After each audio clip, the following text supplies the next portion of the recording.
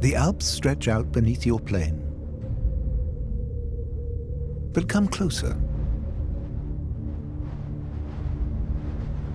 Closer still. Think what it takes to live here. What do you need to adapt to the toughest conditions, as grazers and as hunters? All must come to terms with these harsh landscapes, but one animal is lord of this realm. This unique beast, powerful and graceful, can balance on perpendicular surfaces no other hooves can grip. Agility protects the young from the most determined predators. But up here, the biggest threat is not the eagle, nor the fox, nor even the wolf. The deadliest danger is winter. The Alpine Ibex is built for extremes. This was so nearly the scene of its extinction. But Italy's Gran Paradiso National Park is where it survived. This is its story. The Alpine Ibex.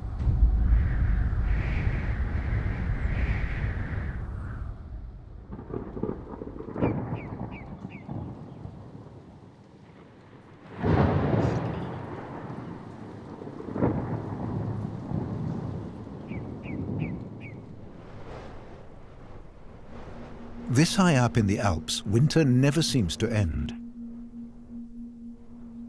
But now, only a few hundred meters below in the forest, a squirrel can already enjoy the spring. Until this morning, so could this ibex.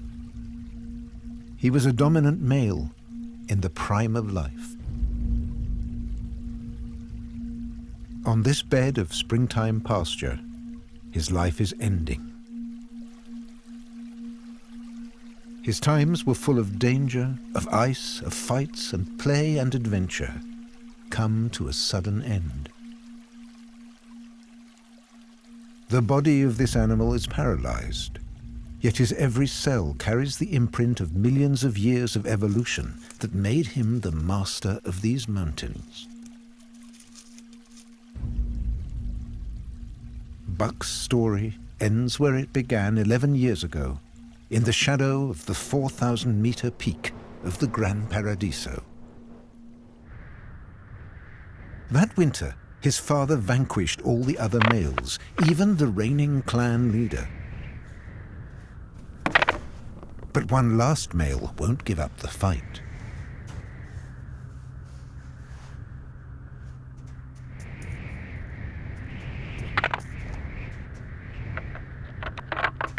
Whoever wins now is the new dominant male and can choose between all the females.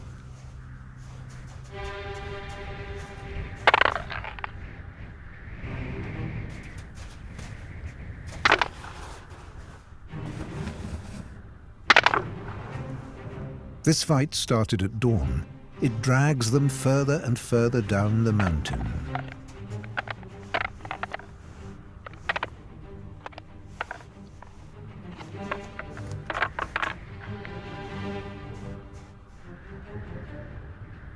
His battered and exhausted opponent surrenders.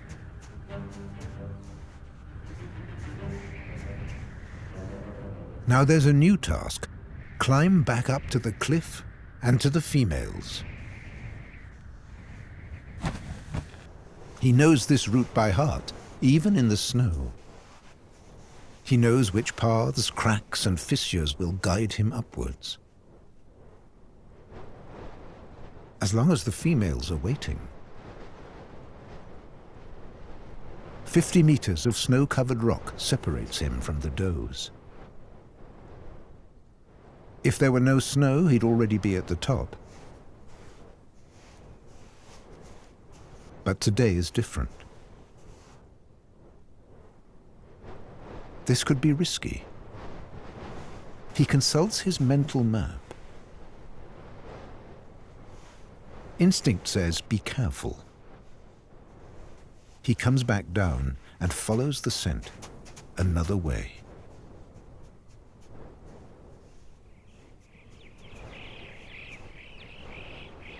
Finally, he reaches the first doe with her 6-month-old kid. Some young males follow, but they won't get in his way.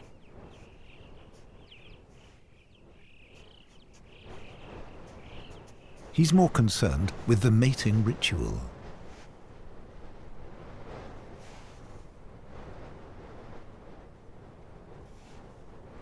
This male does everything right. He adopts a submissive posture, and his flapping tongue directs her scent to his Jacobson's organ. Positioned between his mouth and his nose, it tells him if the female is ready.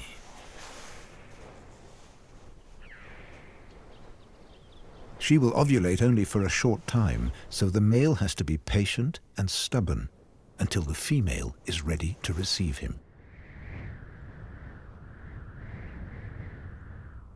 It can be hours or days.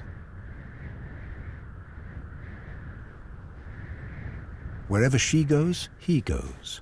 He has eyes only for her. No time to eat or to rest. He senses she'll soon be ready. On the morning of the 3rd day, the doe finally consents.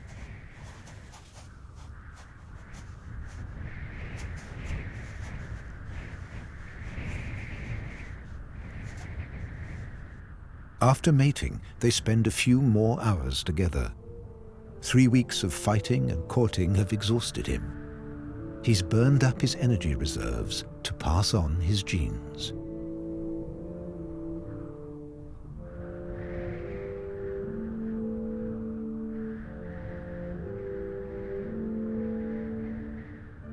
Those 5 kilos of horn suddenly feel very heavy.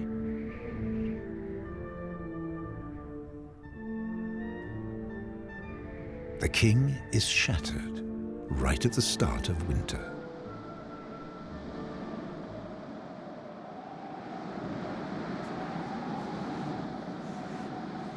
It's December the 20th. The female's work is only just beginning. Her pregnancy lasts 160 days, the whole of the winter.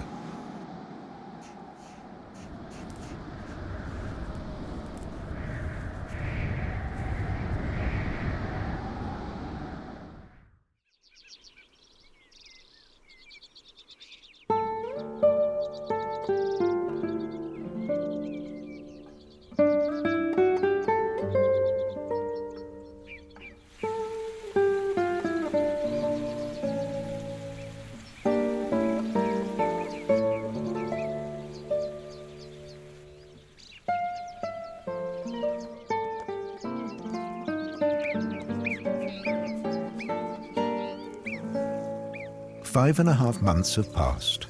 June is the time of abundance. It's when ibex give birth. Outside the mating season, the males and females stay in separate herds. A male herd needs 1,000 hectares. Females need less and steeper land, sometimes close to the males.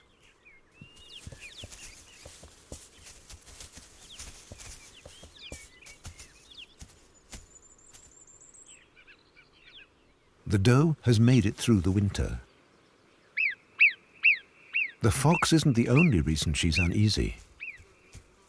It's too hot, and she's at full term.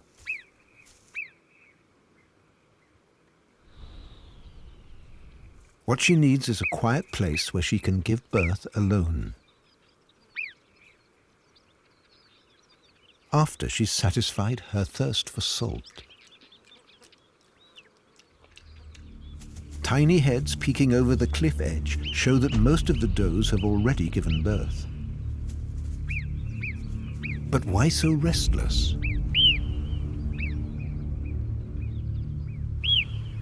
Because the eagle knows this cliff face too. Skimming past the rocks, he grabbed a kid without even stopping. It was 1 day old and hadn't even joined the herd. In less than a minute, he dived 600 meters to dismember his prey.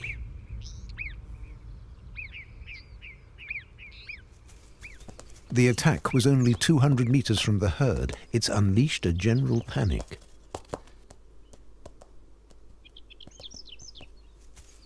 The mothers wait for the slower kids to lead them to safety.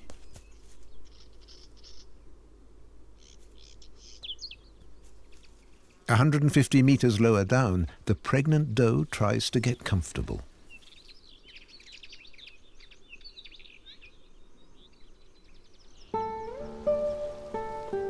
At 8:55 in the morning, Buck sees the light of the world, weighing in at 2.5 kilos.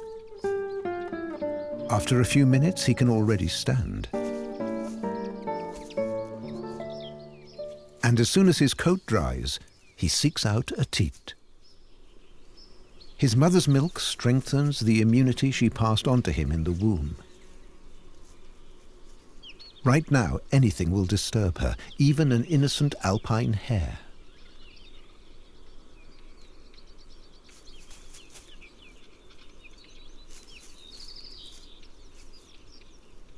Her instinct tells her what to do next.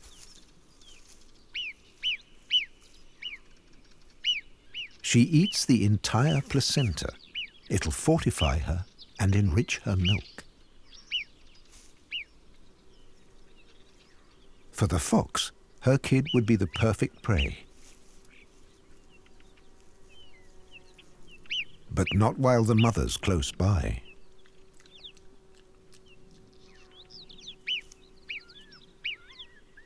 The doe removes every last trace of amniotic fluid from the grass, leaving nothing to attract a predator.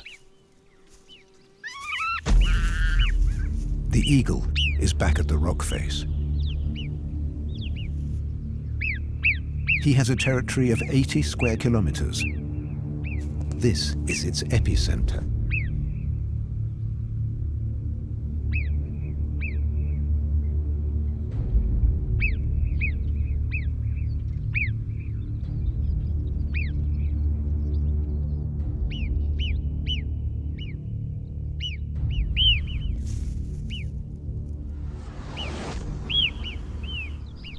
The eagle strikes the ibex nursery for the second time, 2,600 meters up on the mountainside. The eagle could have looked for prey in the valley, but he came back here. The reason is simple. Down below, the chamois are already a month old. They're too heavy and nimble to catch.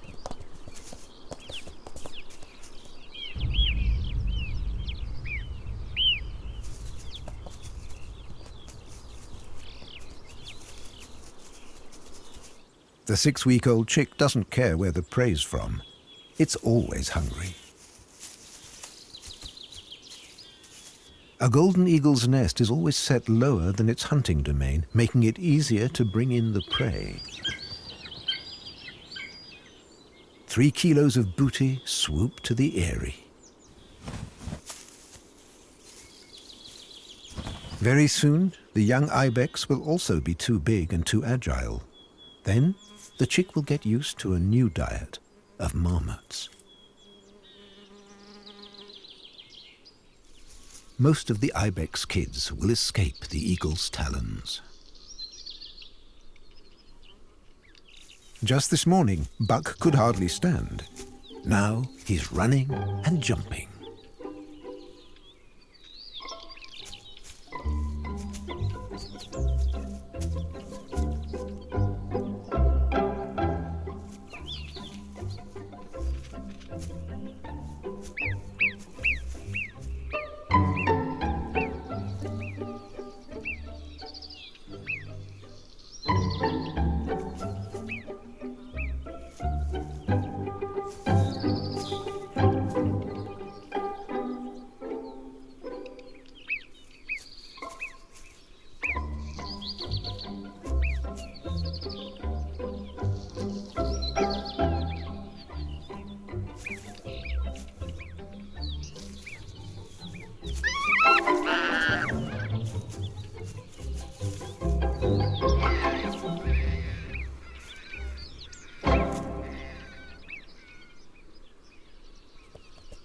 Buck and his mother are watching a group of males far below.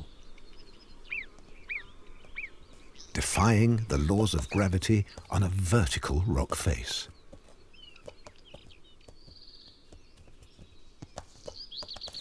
Ibex are amazing climbers. Their hooves work like pincers, gripping each tiny outcrop, splaying their toes to surround it. And there's another secret. Their soles have an elastic anti-slip covering that sticks to the rock. And the two rounded spurs at the back of the hoof can dig in like emergency brakes.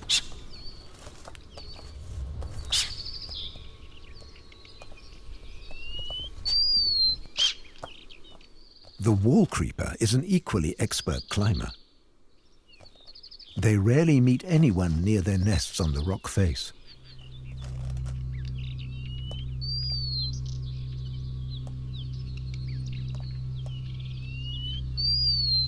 And this invasion won't stop the female wall creeper popping out to receive a present from the male.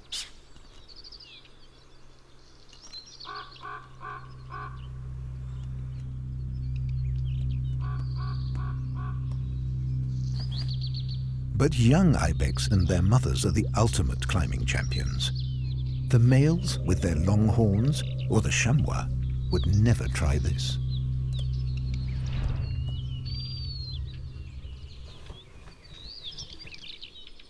At 3 days old, Buck faces a challenge: climb a vertical rock face or fall into the void.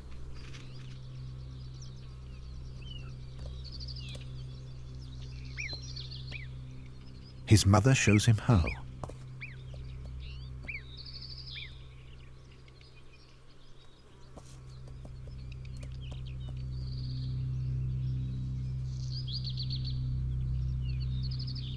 Buck isn't so sure. Don't think so. His mother comes back down.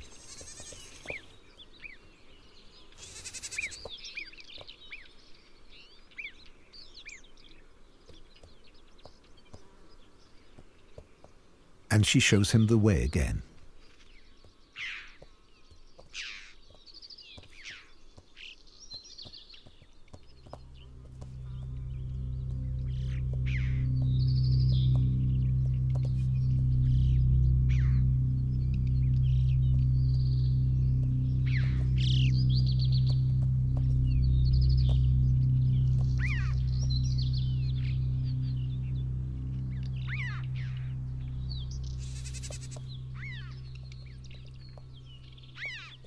And there it is.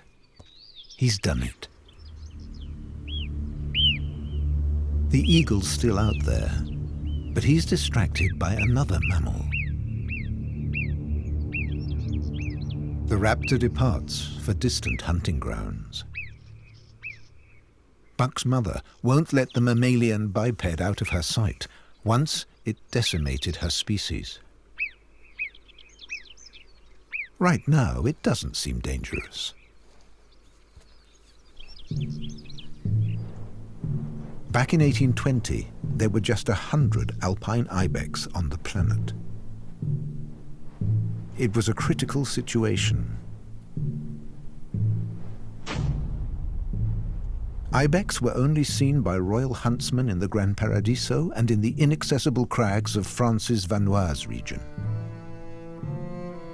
By creating a reserve to protect his hunting rights, the Italian king unknowingly saved the entire species.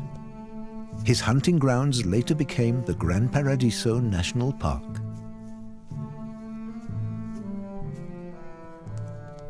At the end of the 19th century, Switzerland wanted to reintroduce the ibex on their side of the border, but Italy refused to cooperate. Enter the smugglers.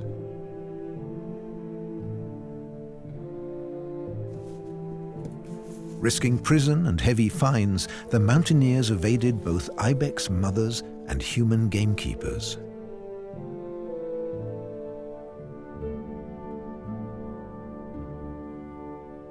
The illegal trade went on for decades.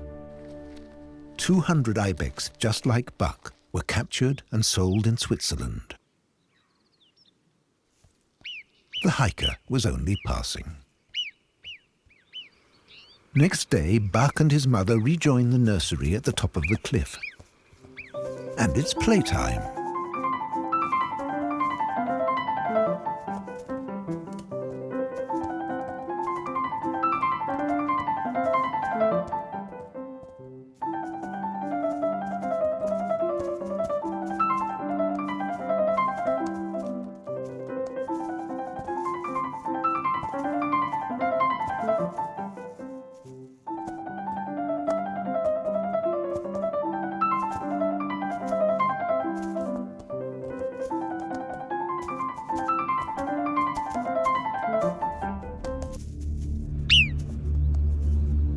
But the eagle is out hunting again. He skims the rock face for another surprise attack.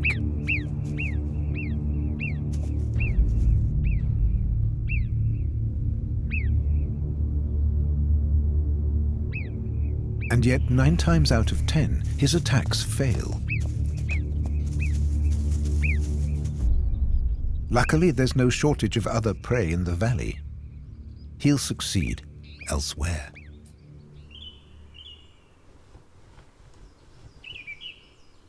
Neither the eagle nor the cliff face can scare Buck now. But there's still so much to learn.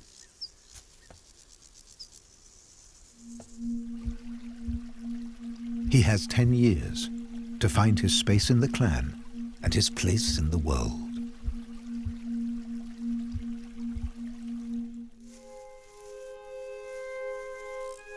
It's the end of October. The herd is relaxing at 2,500 meters.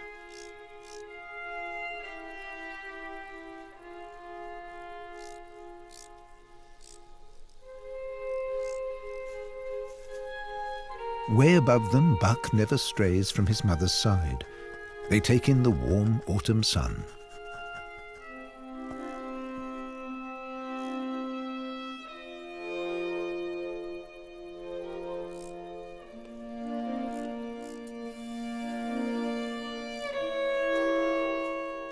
The sun's journey is briefer every day.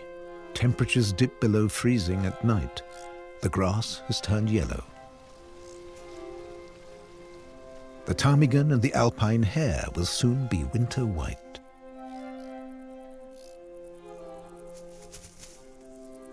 In the valley, the larches set the mountain ablaze. Winter is coming.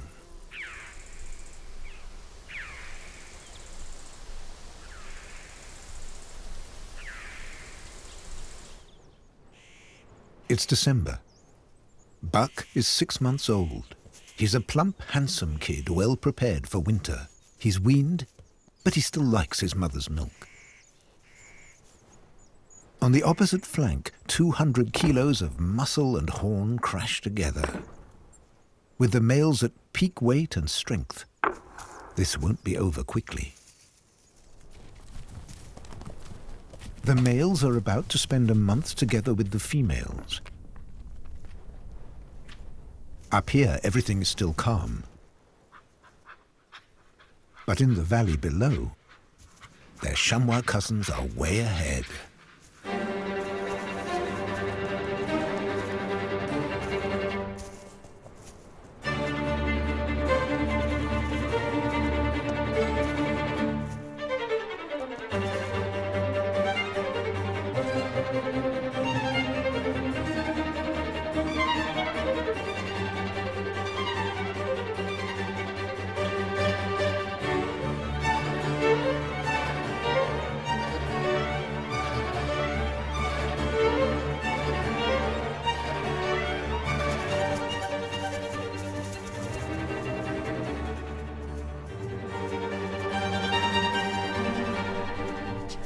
As the chamois mating season comes to an end, the ibex are just starting. On the opposite slope, the duel continues deep into the night.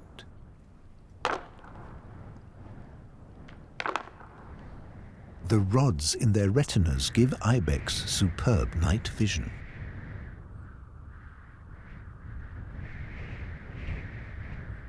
The north wind gives way to the west wind. Some years the weather is so bad in December that mating ceases, as a big freeze gives way to a snowstorm. It's the season to draw in your horns, or at least to stop them growing till spring. Buck has double protection against the cold, new layers of down and of fur over his summer coat.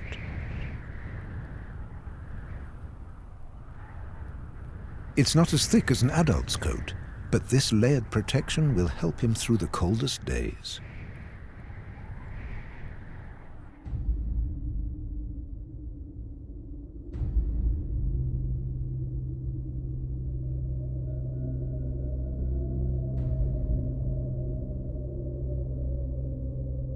A meter of snow has fallen.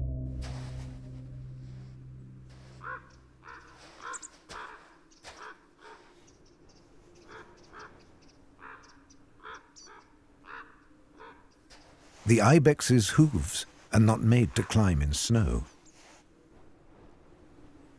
Ibex don't have the webbed toes that give this chamois a kind of snowshoe. But with so much snow about, it's tough even for him. And the 30 kilos of fat on the back, neck and chest of a big male ibex get in the way. It's tempting to slide downhill rather than climb.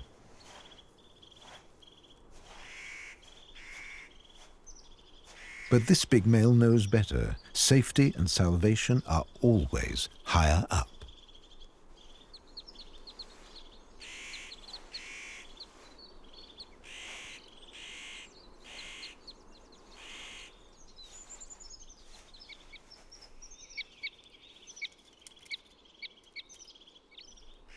It's hard work even to reach the bottom of the great rock face, but there's no choice.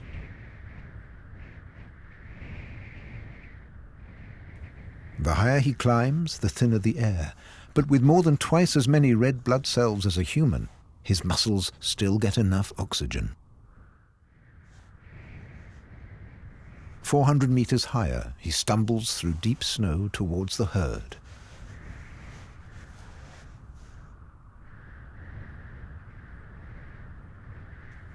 Buck and his mother are already up there.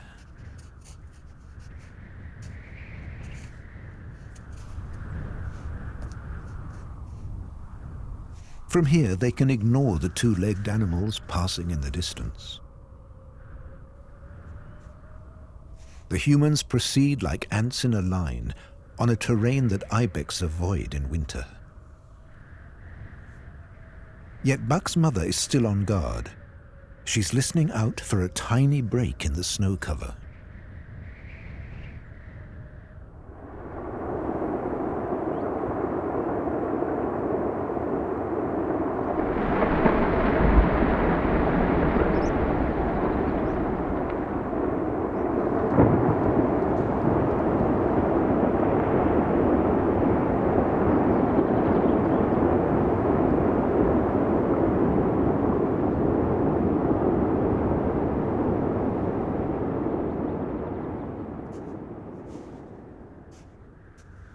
Buck follows his mother to the areas raked by the avalanche, where grass has been uncovered.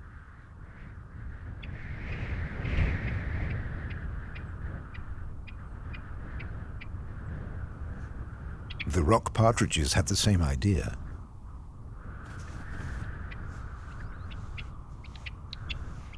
The north wind is back.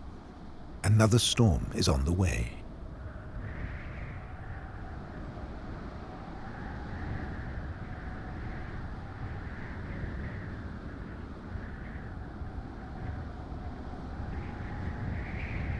An ibex's inner ear picks up tiny changes in atmospheric pressure. The herd knew that 100-kilometer squalls were coming. They took shelter from the strongest winds.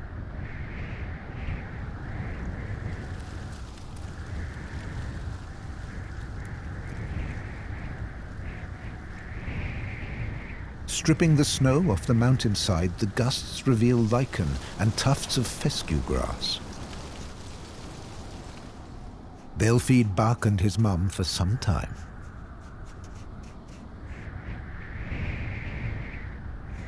An ibex reduces its body temperature to 38 degrees in a winter night, returning to 39 in the morning, all to conserve energy. Their summer pulse rate of 100 beats a minute falls to just 45 in January. And whenever the sun reappears, the male's dark brown coats can trap every last drop of warmth.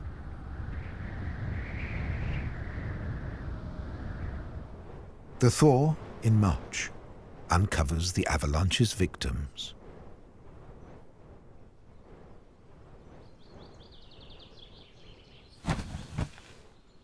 Only 6 of the 12 kids of Buck's generation have survived the winter. This eagle has consumed plenty of meat from another carcass, and now he's looking for more. He will remember this kid, and he'll be back if he finds nothing better.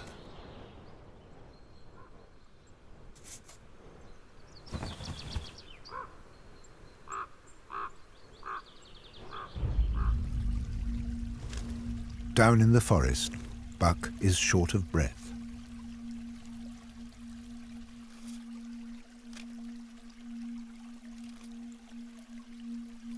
Until today, his was a life full of energy and exuberance. Buck is now 3 years old. He's the youngest member of his troop of males.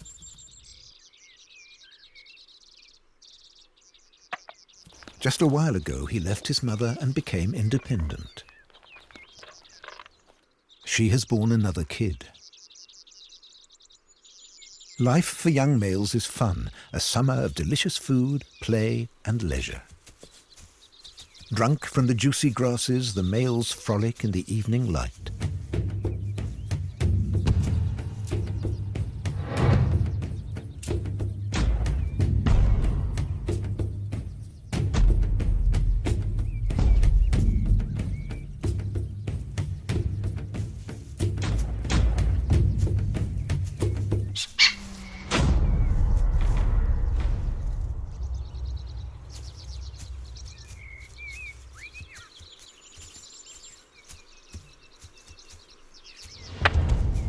Elsewhere, young females are settling some old scores.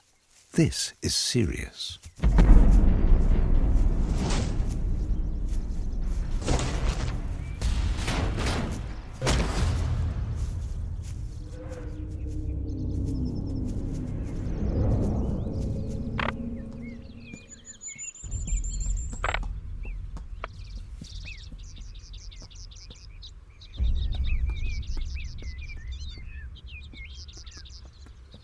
Buck's enthusiasm knows no limits. The big male responds gently to his challenge.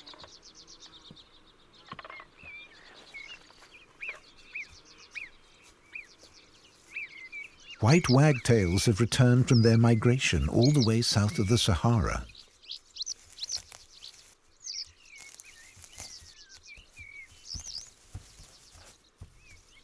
The ibex now consume gargantuan meals.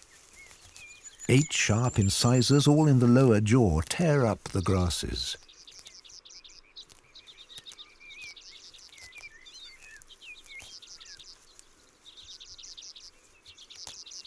They're building up their fat reserves. And they're trampling and cutting the meadow grass for the little insect eaters.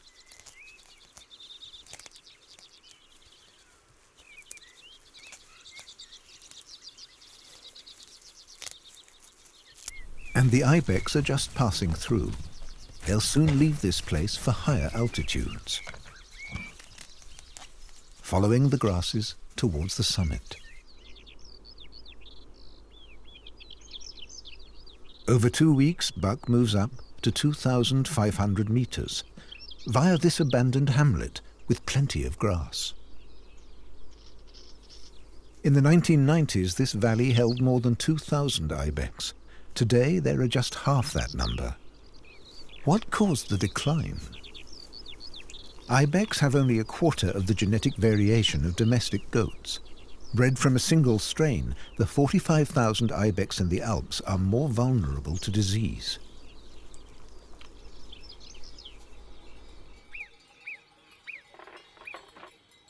And that gets worse when wild animals and farm animals mix. Herds of goat climb the mountains in summer to escape the heat and to find fresh grass. They come into contact with ibex.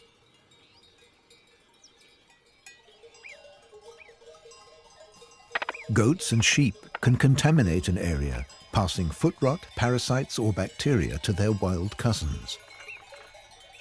A disease can infect an entire herd, crossing back and forth between domesticated and wild animals.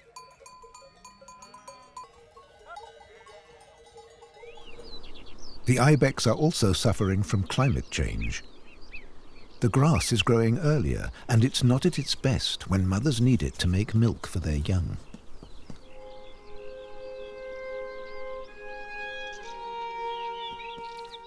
At midday, Buck enjoys the rocks warmed by the sun and chews the cud with the other males.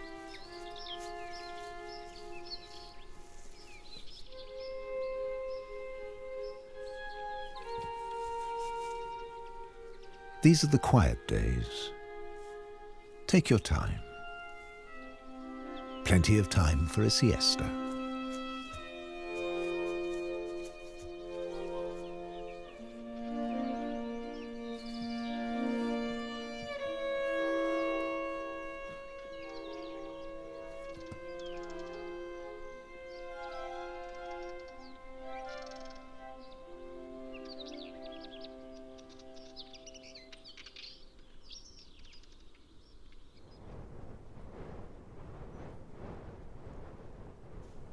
The ibex is an animal of legend. The biggest males weigh more than 100 kilos and sport horns more than 1 meter long. And there's one mystery. Why do some males migrate? On an autumn day, a group of nomads sets off on a long trek. They know where they're going, following paths passed down through generations.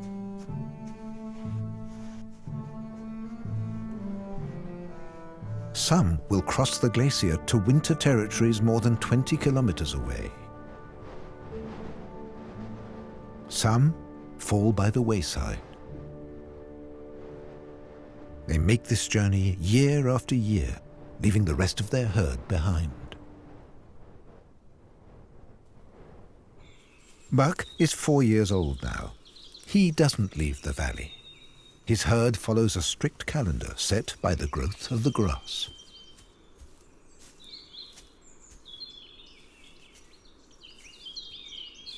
This is the lowest point of their vertical migration. It's like visiting another world. They come here every year.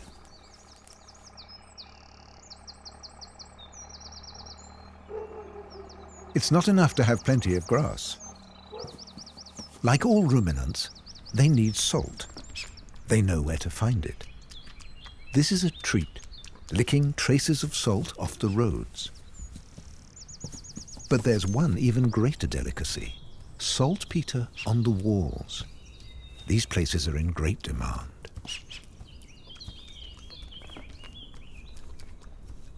Buck is the youngest member of the group. As ever, the biggest horns decide who goes where.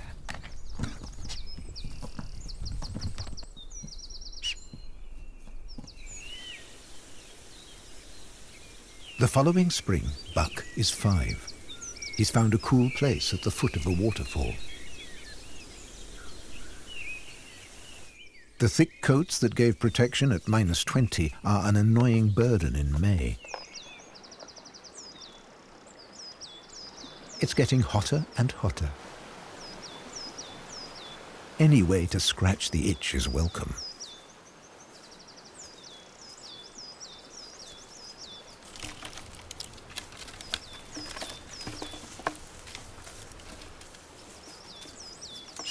We know that some animals medicate themselves with plants. So why is this ibex mowing a wild spinach called goosefoot?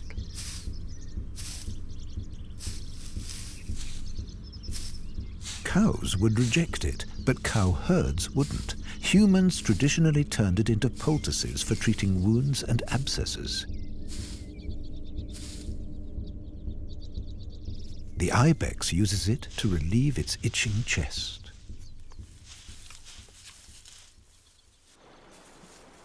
Every year in May, the larch forest hosts a great ibex gathering. The pygmy owls and the animals with the amber eyes and lozenge pupils become neighbors. The herds from the cliff face mix with ibex from the opposite hillside. The migrating ibex are back too, and more than 50 males are getting ready for some friendly jousting.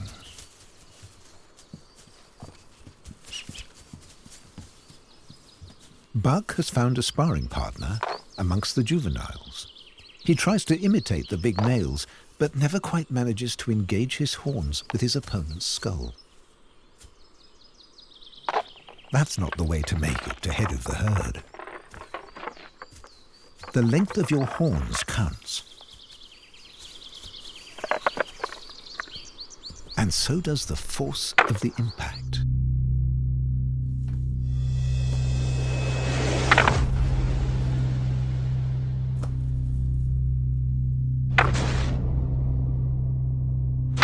A thick layer of bone on the front of their skulls protects their brains from these sledgehammer blows.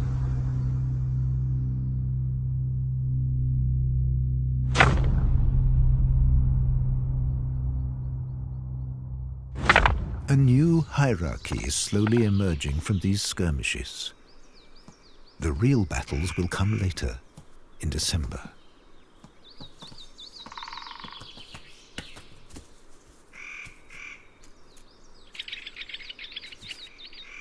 Each winter slowdown creates a new ring on the horns, just like the rings of a tree. But the bulges on the front don't tell you the age of an ibex.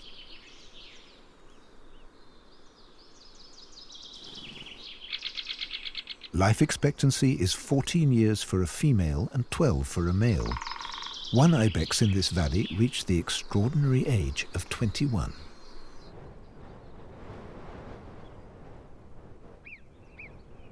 Buck is 8 years old. It's a long time since he was afraid of the eagle and the fox. But this is something new. Adult wolves have left their cubs behind to go hunting.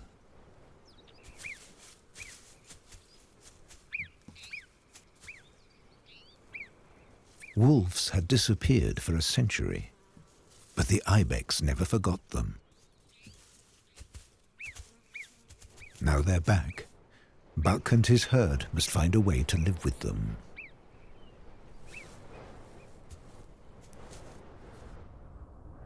January.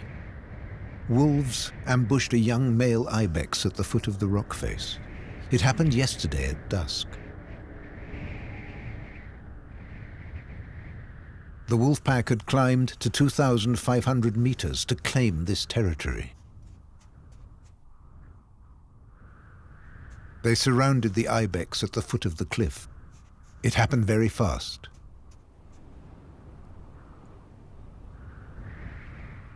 His stomach is full from the banquet.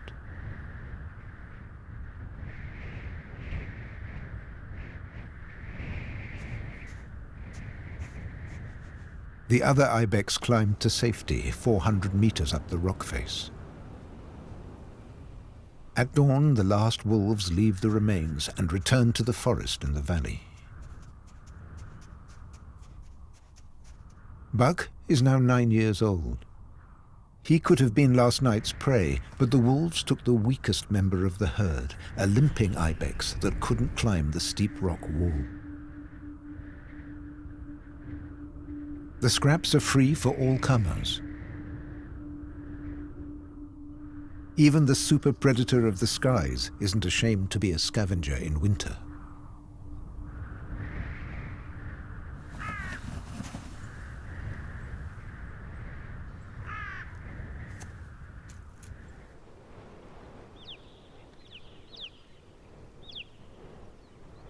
The next winter, Buck is 10 years old, ready to mount his challenge to be dominant male. In this rutting period, the calm of the big males is deceptive. In a fraction of a second, the mood can flip.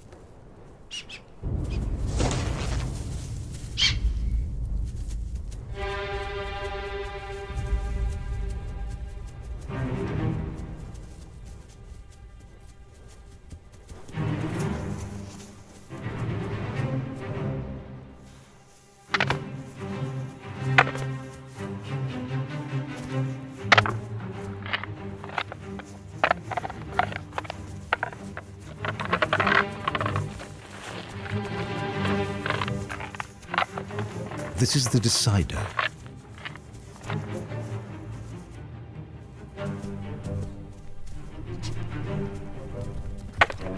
Buck's horns, heavy with solid keratin, are formidable weapons.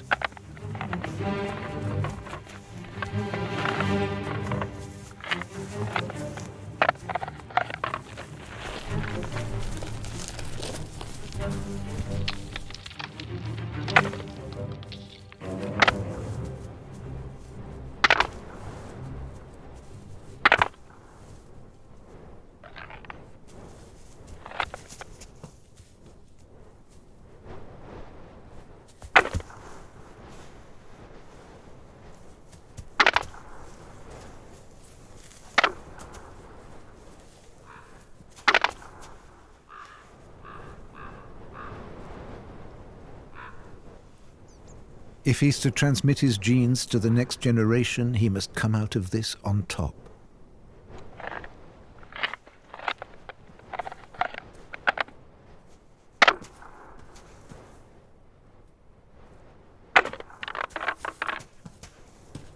Buck is tiring, but so is his opponent. Stunned and dizzy, he absorbs the blows as best he can. This is his chance to finish it.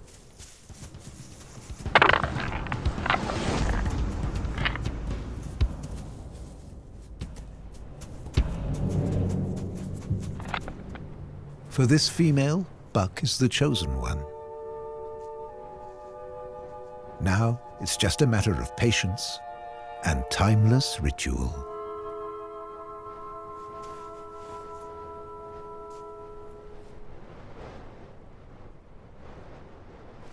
It's the 15th of March.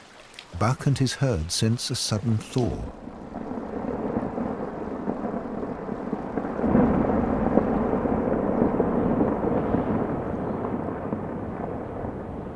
What brought them to this area of rock overhangs? Why haven't they moved for 48 hours? Asleep on their feet, but still on their guard.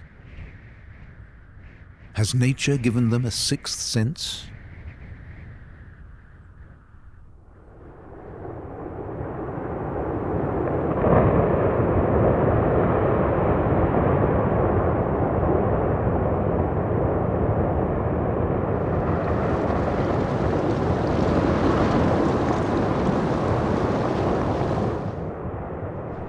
Once again, Buck has escaped the worst.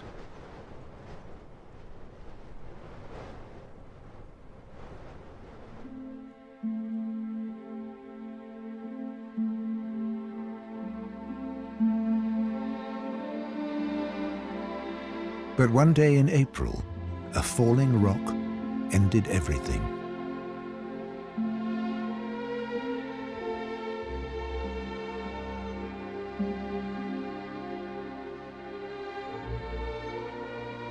For 10 years, armed with the resources nature gave him and his species, Buck survived terrible winters. He learned to outwit predators and scale the steepest cliffs. On his way to becoming the dominant male, he first lost and then won combats against the strongest of his species. A new generation now carries his genes onwards. They too will become acrobats on the rock.